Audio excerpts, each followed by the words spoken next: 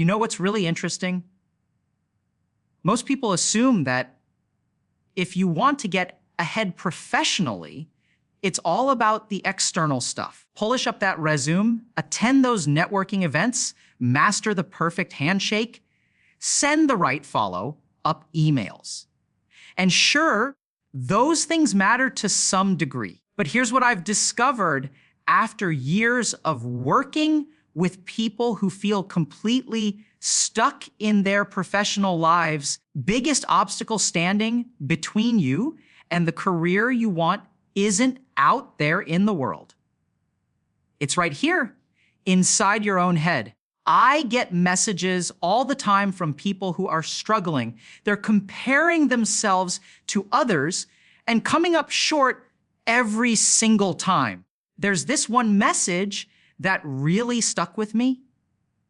This person was talking about their father, describing him as this ideal figure who just wakes up every morning and makes all the right choices, grinds through challenges, knows exactly what to do in every situation. And then they said something that broke my heart. I'm weak on the inside. I'm screwed. This person had been posting memes online, trying to cope with their situation through humor, and the community had been supportive. But underneath all of that, there was this deep shame. They'd gone to see a career counselor who helped them understand their sensitivity, their mental patterns, all of that. Counselor praised them for pushing through their mental fatigue. But here's what this person realized during those sessions. They hated themselves for not being their father. Their father was someone they saw as an ideal caretaker. Someone who knows everything, deals with everything, suffers through challenges, and protects everyone around him. And this person wanted to be like that. Who wouldn't? But they felt weak in comparison. They saw their father's career choices, his approach to dealing with life's problems as really effective and strong, built on willpower and endurance. Meanwhile, they felt like they were just being thrown around by life, a rag doll with no control. Their siblings seemed to make strong choices and move forward with confidence. They felt completely incompetent. Now, this person was smart enough to recognize that maybe their version of their father was actually a projection, a judgment their own mind was creating. Their father was actually loving and supportive and wanted them to succeed. There was no external pressure coming from him. But that didn't stop the internal pressure. The shame was still there. They kept thinking that if they could just grind hard enough on their career, if they could make it good despite feeling like they'd already lost, then maybe they wouldn't feel so ashamed anymore. Maybe then they'd be a strong person, but here's the thing they weren't sure about, Dal. Would that actually help? Because deep down, they knew this wasn't really about their father or their family. It was about feeling weak from within. All the choices they'd made, all their reactions to situations, this pervasive feeling of not wanting to be in this world. That's what was really going on. If you're someone who struggles with your career because you feel like you're just not good enough, because there are other people out there who wake up loving the grind, who are excited to work hard and do great things, who feel energized by their ambitions, and that's just not you, then I want you to listen carefully to what I'm about to tell you. Because I'm weak too. I'm not like these people who bounce out of bed ready to conquer the world. We have this idea that there are certain qualities that make us successful in our careers. And we've got plenty of scientific research to back this up. Papers with titles like Personality Traits and Career Satisfaction of Healthcare professionals that will tell you exactly what traits correlate with success. Traits that were particularly strong among healthcare workers and also significantly correlated with career satisfaction were work, drive, and conscientiousness. We have tons of research telling us that if you want to be successful in your career, you need certain personality traits. You have to be conscientious, which means when you set a goal, you work consistently toward it. You have to be a hard worker. That's supposedly what it takes to be successful. Now, here's the problem. Many of us, and I'm absolutely including myself in this category, born with low conscientiousness. So what happens if you don't have the traits that seem necessary for succeeding in a career? Because all this research keeps telling us that people who work hard, people who wake up every day grinding, those are the ones who succeed. But what if I'm not like them? What if I'm a weak person? What if I'm not like someone's dad who wakes up and makes all the right choices and grinds? What if I'm weak on the inside? I'm doomed? Thankfully, the answer is no. And there's even more research we can dig into. I've worked with tons of people who are as lazy as I am, and we've discovered ways for them to succeed in their careers. This is especially important in the world we're living in right now, where things are genuinely hard. Jobs are being replaced by artificial intelligence. People are getting underpaid. We're sold on this promise of a career, and then we find ourselves in dead end jobs with no clear way out. Things are becoming really difficult for a lot of people. Part of the reason we started a career coaching program was because we discovered something really important. People think career advice is about doing the right things, networking, perfecting your resume, stuff like that. The most important thing that will hold you back in your career is yourself. It's the way you deal with your internal self. What judgments are you making about yourself? What are your hangups? What are the things you're trying to prove to everyone around you that cause you to make certain choices? In my case, I decided I was going to be a doctor because doctors are great and they get respect. I was going to be a doctor. I was going to be the best doctor. I was going to go to one of the most prestigious schools, and then everyone would look at me when I walked into a room and think I was impressive. I'd have all this validation. What did I end up doing? I promptly failed a bunch of classes because everything was driven by ego rather than genuine interest or ability. If you want to succeed in your career, you have to understand yourself. Let me explain what I mean by that. We live in a weird time right now because success in your career used to be maybe 50% internal and 50% external. You had to work on yourself and you had to work the system. There's something strange happening right now, though. The world is getting worse, which means the external forces determining your career success are actually growing stronger and more challenging. The economy is struggling. There's inflation, there's artificial intelligence disrupting entire industries. There are all kinds of problems. What I'm noticing for the people I work with is that the world is getting harder to succeed in, whether you agree or disagree with that statement. If the world is becoming a harder place, there's less you can do about those external factors. Things are just so challenging. There's less within your control. Here's the really counterintuitive thing. The less you can do about external circumstances, the more important it becomes to focus on what you can control.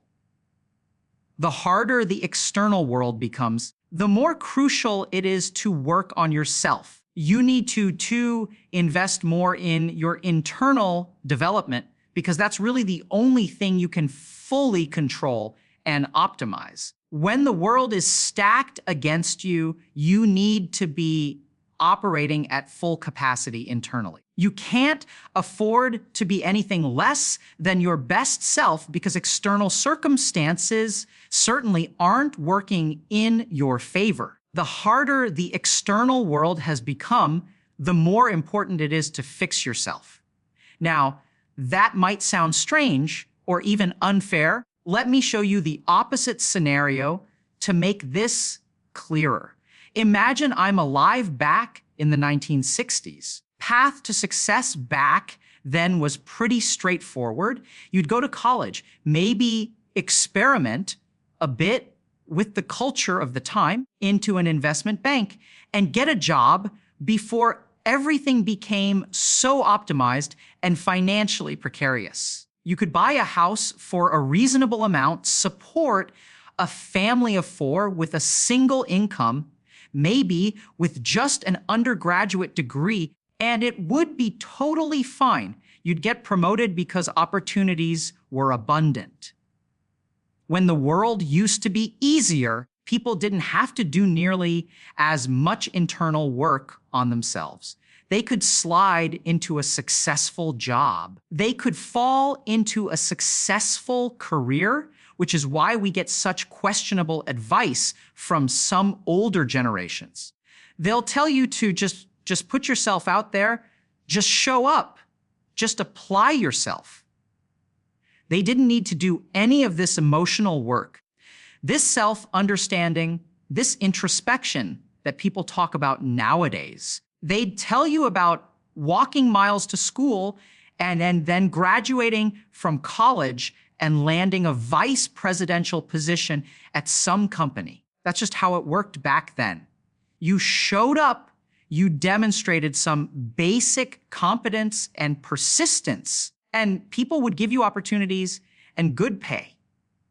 They think the problem with people nowadays is that they don't know how to show up. The world has fundamentally changed. When I was struggling in college, I had to travel all the way to India to spend 7 years putting my life back together. That option isn't available to everyone, obviously. That's why I've taken what I learned, not just from that experience, but also from my years of training in psychiatry, distilled it into coaching programs. These programs help people set appropriate goals, maintain motivation, and stay accountable. Thousands of people from all over the world have tried this approach and have seen sustained improvements in having a sense of purpose and direction, and even reductions in feelings of depression and anxiety.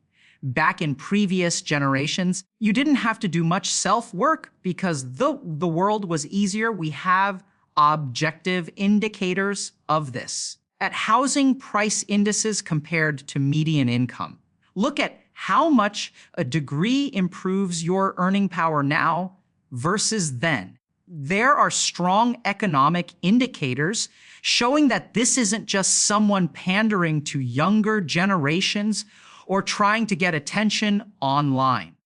This is real. That's genuinely how it worked back then.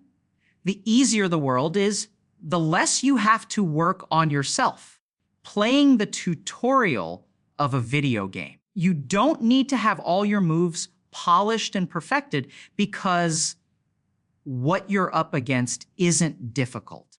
No, now the problem is that the world we're facing is very difficult and stacked against us. This is why it's incredibly important that you optimize yourself, because the world certainly isn't going to come knocking down your door with opportunities. Nobody's desperately begging most people to join their company and offering them massive salaries. Even in fields where there's high demand, you have to be exceptional to get those opportunities. The question becomes, how do you work on yourself? What do you actually do? Here's the big problem. Most of the advice we get is generic. It assumes a certain kind of personality. And this is why I love living in this era, because we have science. If we look at scientific research, can give us real answers about how to succeed professionally. I've seen this in my own coaching work and with patients I've worked with. There's research that gets pretty technical, but I'll make it as accessible as possible. One study aimed to explore at a detailed level the relationships between enduring personal characteristics and a resilient approach to work and career. To that other paper I mentioned, but digging deeper. When you dig deeper, you discover something really interesting. Have a positive career experience and success, you need a resilient approach to work and career. That seems obvious, right? Be resilient and you'll succeed. But what does this actually mean? It means there are situational influences, which are external circumstances and luck, and there are stable attributes, which are internal characteristics. These two things, internal and external, if developed in the right way, lead to resilience, which then leads to success. Dig deeper into what resilience actually means. There are 4 things that lead to being resilient. First, organization and career satisfaction, which is how satisfied you are with the organization you work for and how satisfied you are with your career overall. Second, involvement, which relates to job satisfaction and engagement. Third, workplace pressure and how you handle it. And fourth, career planning and how intentionally you think about your future. Here's what's really interesting. The researchers looked at various personality attributes like neuroticism, extroversion, openness, agreeableness, critical thinking, conscientiousness. That first paper I mentioned basically said conscientiousness is good and everything else is bad or neutral. This deeper study revealed something more nuanced. When they looked at how different personality traits affected these 4 components of resilience, they discovered something genuinely cool. One trait isn't better than all the others. All of these traits are useful if you know how to use them properly. That's what the study showed. If you're neurotic and not conscientious, that's actually okay. You just need to play to your strengths. Organization and career satisfaction, they found that age was a significant predictor. So lesson number 1, if you're unhappy in your career and you're 22 or 20, 4 or 30, 1 years old, as you give it more time, your satisfaction will likely improve. That's not particularly actionable, but it means you shouldn't lose hope. Assertiveness mattered. Aesthetic appreciation actually correlated negatively. Straightforwardness mattered.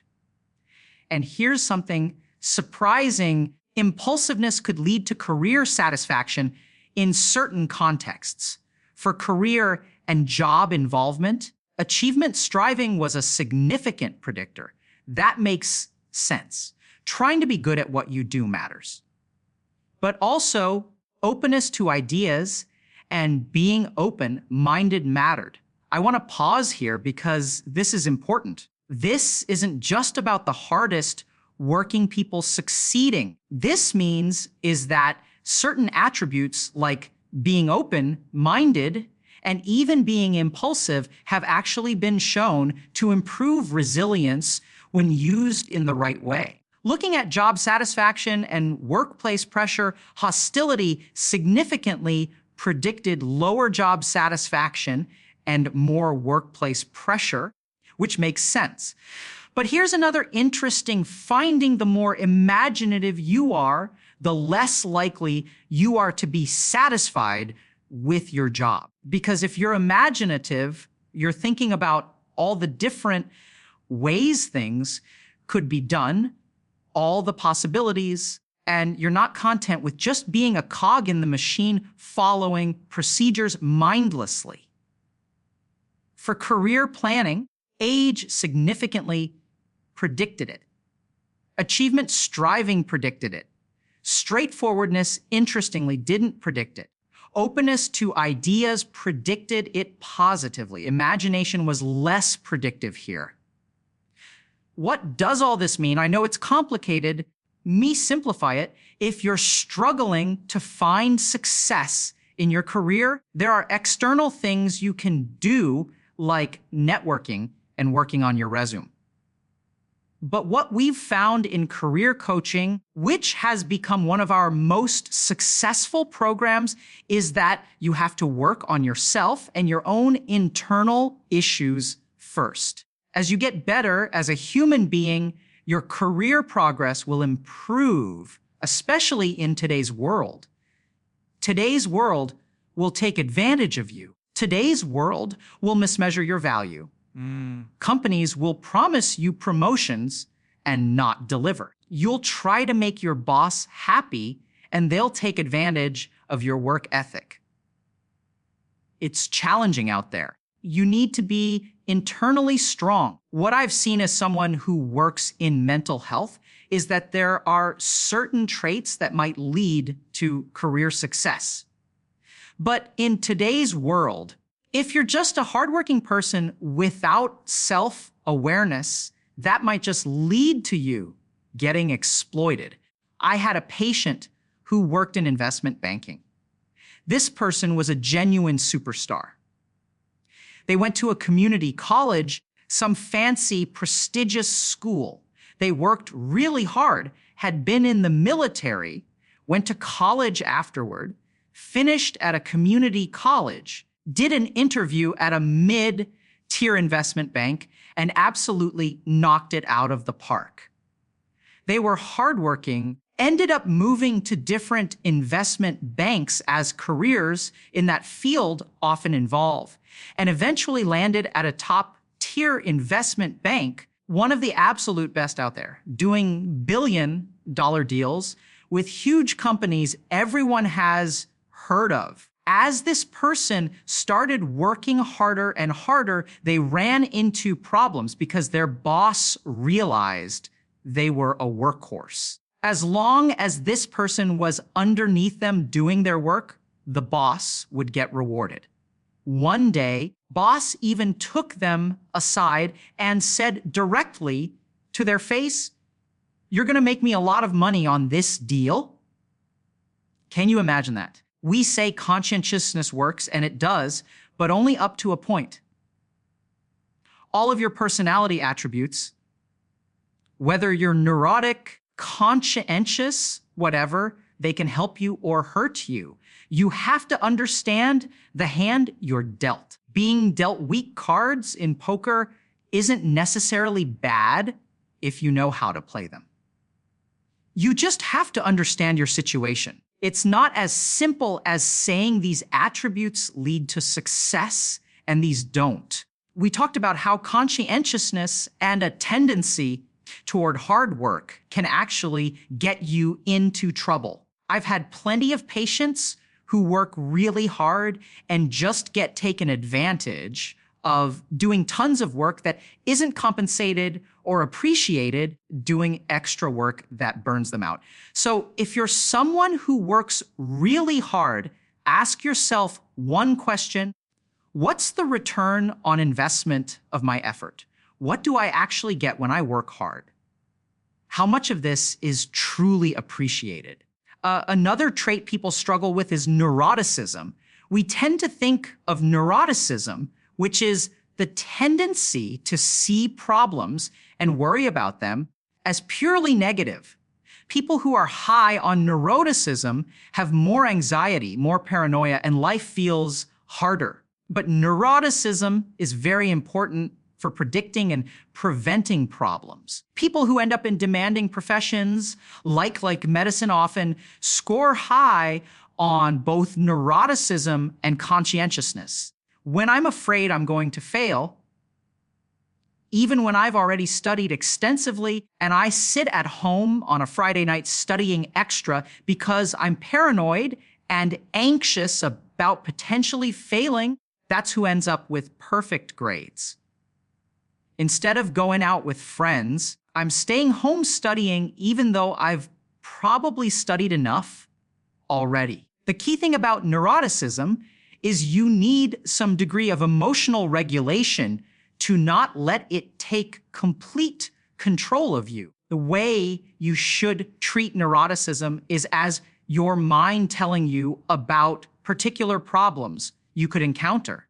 Think about what those problems are, make a plan to deal with them, implement that plan, and then you're done. Healthy neuroticism looks like it's considering problems and implementing plans to address them.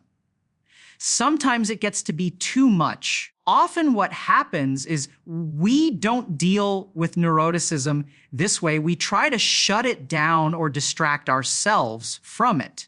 Agreeableness is another really interesting trait. This is a good example of something that's both beneficial and detrimental depending on how you use it. People who are highly agreeable tend to go along with what others want.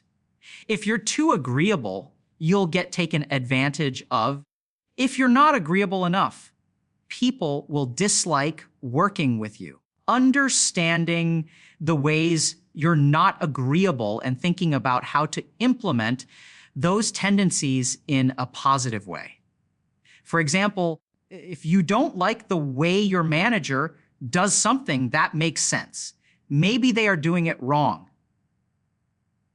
You have to be careful about it. Companies often reward people who want to improve things. Just because you don't want to do things your manager's way doesn't mean you should be combative about it. There's a skill to voicing concerns. You always want to tie things back to measurable outcomes and return on investment.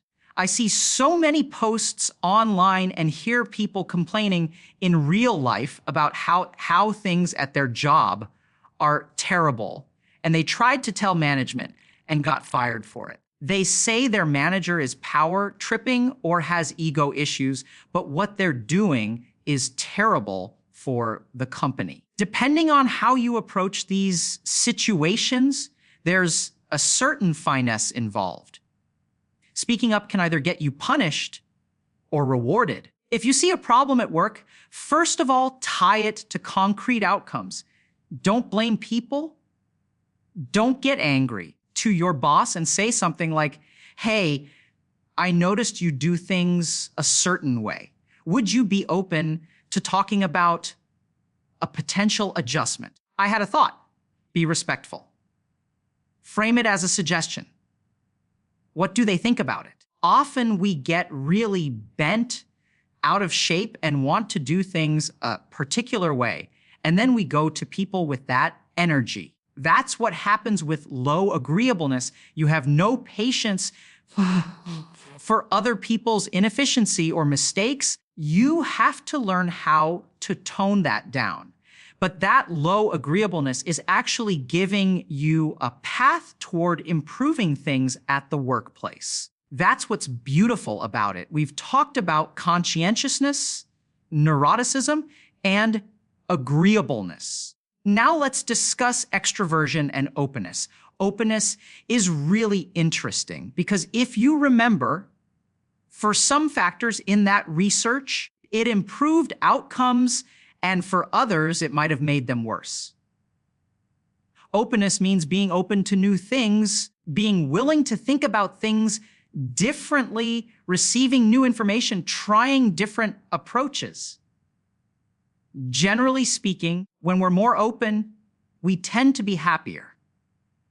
If you're someone with very low openness, you should think about how you can see situations differently and work on your cognitive flexibility. Your mind produces thoughts in a particular way, but how can you think about things from different angles? Generally speaking, the more open we are, the more flexible we are, the more satisfied we'll be with our jobs. This doesn't necessarily mean your job itself is better or worse. People who are open are willing to consider perspectives that aren't their own. What I see in my work is when people get really stuck in their own heads, thinking that this is the way their work is and their job is terrible and everything is terrible. They don't have any flexibility around that perspective and they suffer as a result. People with low openness tend to suffer a lot because once they get a bad impression or a negative thought in their head, they have tremendous difficulty getting out of it. The last trait is extroversion. A lot of research will tell you that the more extroverted you are, the more successful you'll be in the workplace. That's both true and untrue. Studies working at a very high level will say extroversion is beneficial in the workplace. Generally speaking, that's true. What actually matters in the workplace isn't that you're an extrovert, it's that you form relationships. Extroverts are social butterflies. To talk to one person for 5 minutes, then move on and talk to someone else for 5 minutes. I'm seeing this a lot lately, especially with extroverted managers who are advocating strongly for return to office after remote work because they genuinely dislike video conferencing. They don't get the extroverted energy they crave from those interactions. Here's the key thing to understand. Relationships are important for advancing at work, but you don't need to be an extrovert to build relationships. In fact, introverts often love deep relationships. Introverts love spending 3 hours with one person diving deep into a particular topic. It's not that you have to be an extrovert. Even introverted relationships can be incredibly powerful. I think the best networking often happens between introverts. The kind of activities that terrify many introverts are exactly what we can excel at. If your boss wants to play golf and you know how to play, you should absolutely go. That one-on-one time, which can feel intimidating at first, is where introverts actually shine. It's not that we want to be isolated. It's that we experience sensory overload in certain situations. When we're at a large party or a networking mixer, we find it draining. Here's something I find very helpful. When there's some networking event and an extrovert is excited about doing group karaoke, and you're thinking you really don't want to do karaoke, you can do something strategic afterward. The next day, go talk to your boss and say something like, "Hey, it was good going to the event. We didn't really get a chance to talk much. I was wondering if you wanted to grab coffee sometime. I'd love to catch up." Create introverted experiences. Focus on building tight relationships with individual people one-on-one. You'll find that when you engage with someone this way, it can be powerful, though there's also social anxiety and shyness to consider, which are technically different from introversion. Introverts can absolutely excel in the workplace.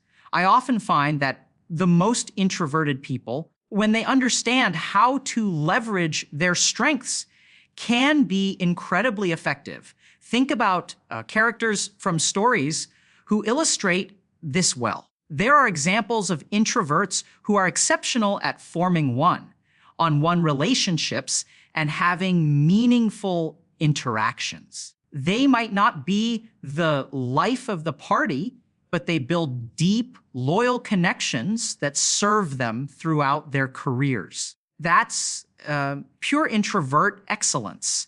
So how do you take advantage of all these different attributes? What do you practically do with this information? A couple of things are very important. The first is planning.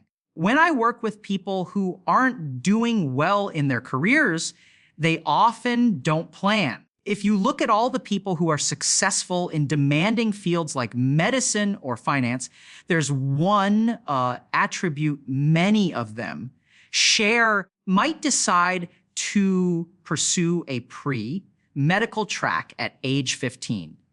They do extensive volunteer work. They go to college and major in the appropriate subjects. They get into a good college because they worked hard in high school and planned ahead. Then they go to medical school. They plan. They think about what the next step is. Often when I work with people who feel stuck in dead and jobs, it's because they're not thinking about what comes next. They feel stuck in their current situation, but they're not considering their options. Comes next? Even a dead-end job provides work experience for another job. This job might have no upward mobility, but other jobs might. If you work for 2 years in one place and become an assistant manager, but can't rise above that, maybe you can become a full manager somewhere else, or an assistant manager at a different company with more growth potential. Practically, what I do with people is ask them to think about their situation right now and consider what one step forward would look like. If that step doesn't work out, what's plan B? What's plan C? I did this exercise with someone publicly years ago, and it's one I really value. Take your dream job and reverse engineer it. I was talking to someone who said they wanted to be a developer at a specific gaming company. We looked at the job description for that position. That description became a roadmap. It's not an impossible obstacle. It's a to-do list. You have to learn this skill, gain this experience, build this type of project, develop this competency, and so on. That becomes your action plan for the next 5 to 7 years. It's absolutely achievable.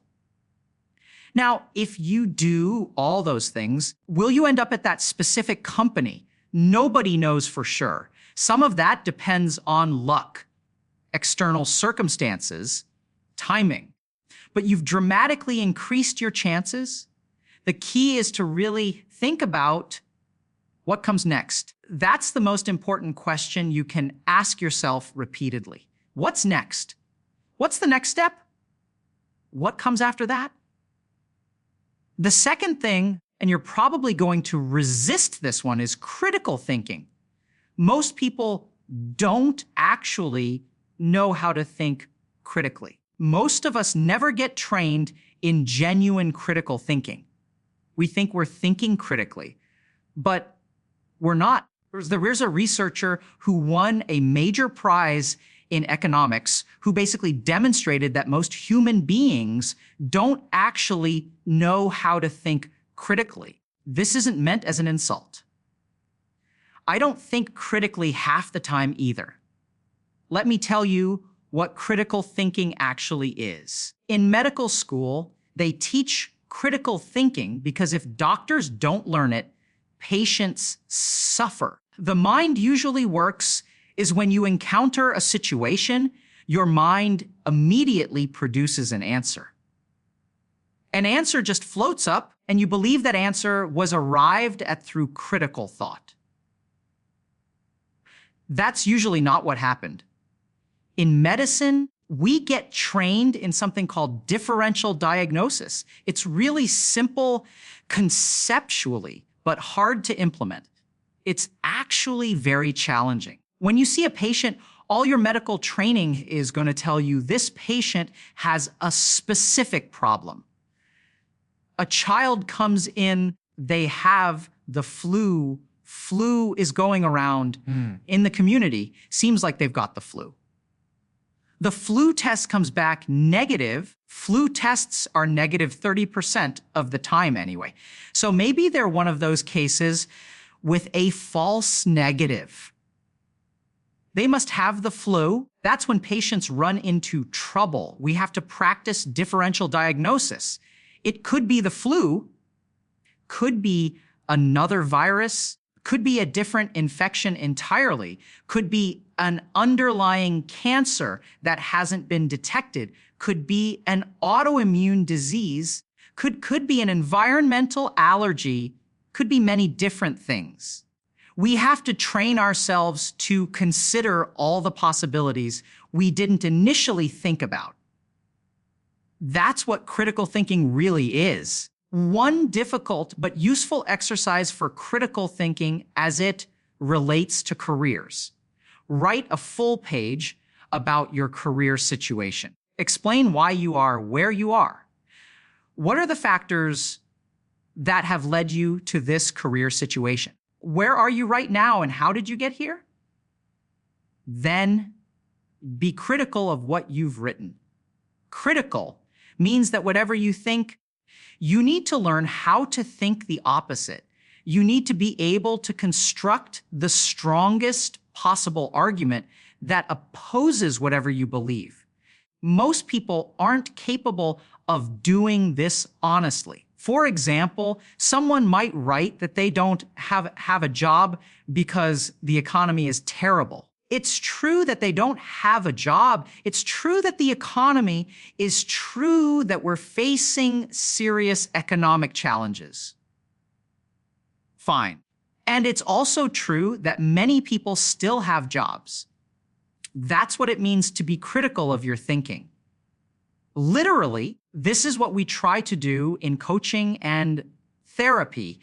Patients come in and they think about their lives in a particular way, and they have lots of compelling data to support their beliefs.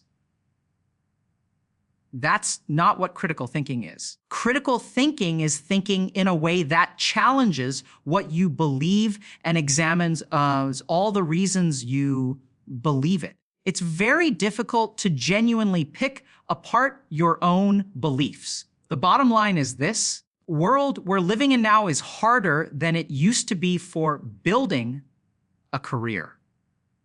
External circumstances are more challenging. The economy is more difficult. There's more competition. Technology is disrupting industries. But that doesn't mean you're helpless. It means you need to focus even more intensely on what you can control, which is yourself. You need to understand your personality traits not as fixed limitations, but as tools you can learn to use effectively. If you're conscientious, but make sure you're not just being exploited for your work ethic. If you're neurotic, use that tendency to anticipate problems and plan for them rather than letting anxiety paralyze you. If you're agreeable, then, I see you smiling, learn when to assert yourself and when to go along. If you're disagreeable, learn how to voice concerns constructively rather than abrasively. If you're open-minded, leverage that flexibility to adapt and find satisfaction in changing circumstances. If you're introverted, on building deep on relationships rather than trying to become a social butterfly. Most importantly, you need to plan. You need to think critically about your situation without falling into either excessive self-blame or excessive blame of external circumstances. Both things can be true simultaneously. The world can be challenging, and you can also have agency to improve your situation. Your dream career isn't an impossible fantasy. It's a destination you can work towards step by step if you reverse engineer what it would take to get there and start taking those steps.